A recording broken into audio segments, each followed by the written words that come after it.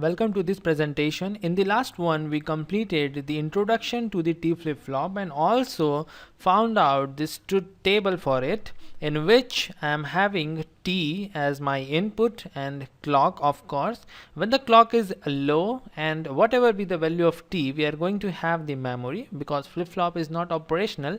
And when clock is high and T is low, it means J is equal to 0 and K is equal to 0. So definitely it is also a memory state, and whatever be the previous value remains the same. So Qn plus 1 is Qn. So the first two combinations gives us the memory state, and the last one, when T is 1 and also the clock, it means J is 1 and K is 1.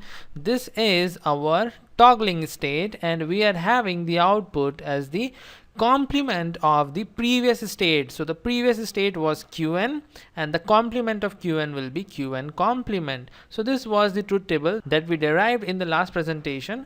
Now in this presentation we will try to find out the characteristic table and the excitation table for the T flip-flop, and we will use it in our flip-flop conversions as well as the designing of the counter. And if you are following my lectures, then definitely you can do it by yourself, because we have done the same thing for SR flip-flop, for D flip-flop and for JK flip-flop. But if you are new, then let me explain you how to find out the characteristic table and the excitation table. It's very simple. The primary thing that you must have is the truth table for any flip-flop whose characteristic table and excitation table you want to derive. Then we are having our truth table. Then the next step will be the characteristic table, because characteristic table can only be derived from the truth table. So let's see what is a characteristic table.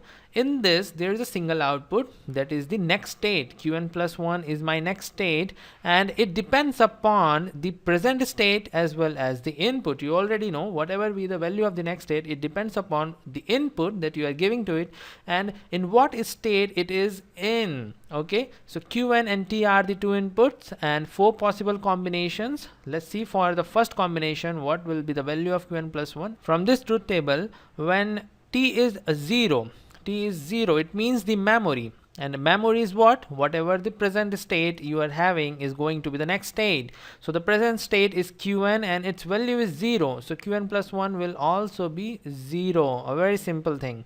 And when T is 1, it means we are having the toggle state. So whatever be the value of your present state, it's going to be the complemented and reflected as the output, your next state. So Qn plus 1 will be the complement of Qn, and the Qn is 0, so its complement is 1.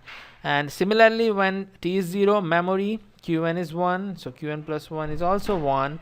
And when T is 1, toggle, the complement of your present state, that is Qn, so complement of 1 is 0. I hope you got this, how to get our characteristic table.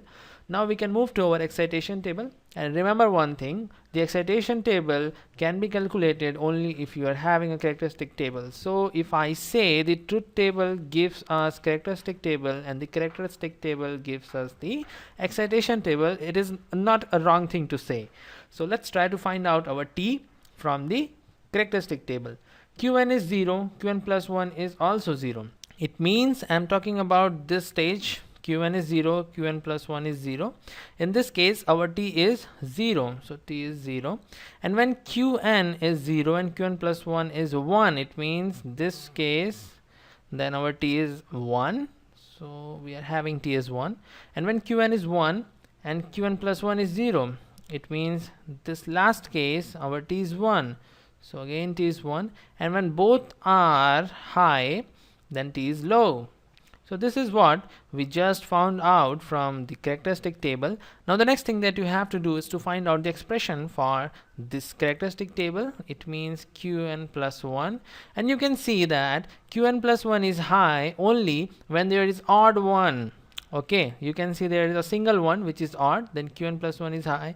In this case also single one, then Qn plus 1 is high, and when there is even one, it is low. So it is what? It is odd ones detector, and when there is a odd ones detector, it is simply a XOR combination. So we are having Qn plus 1 as Qn XOR T. So this is all for this presentation. Now you are having everything to move in the flip-flop conversions. You now know everything about the different flip-flops, and I will also provide the practice problems for these flip-flops as soon as possible. So please do practice the problem so that you are having a better grip on this particular topic.